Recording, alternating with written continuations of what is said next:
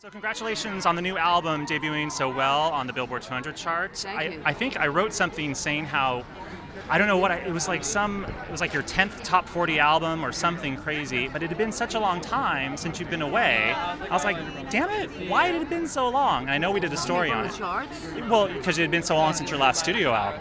Like what, were you, tell me about why there was such a long gap between albums. Between our last one, Sinner, which was 2006, and this one.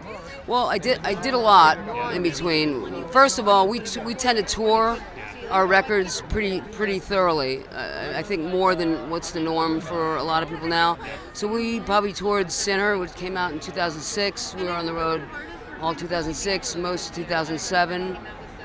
Then I was writing all this at this point, starting for this next album, and then the Runaways movie started happening, and so I got really involved with that and kind of really didn't work on music for the time that we were filming that in 2009, from I'd say April to July or August was the filming, and then afterwards was all the post and all that stuff. And I was pretty involved. I was still trying to write, but my brain wasn't really there.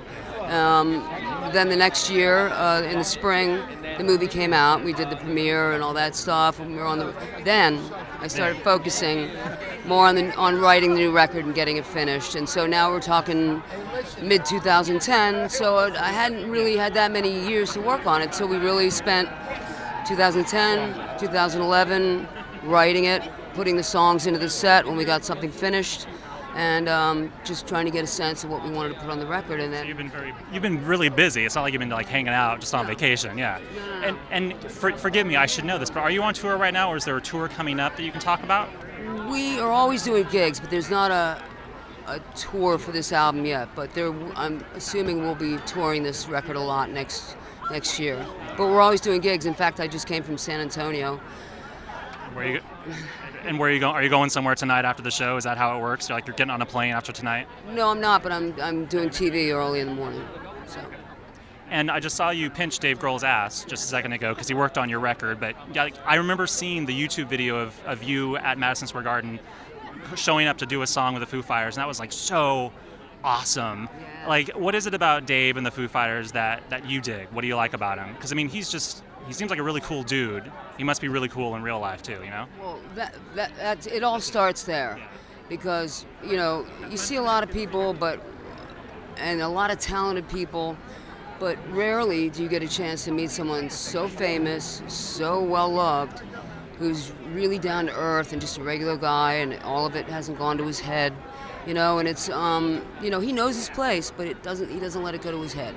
He knows who he is, but he's a regular guy. Not to mention, they write amazing songs, and they're a great band.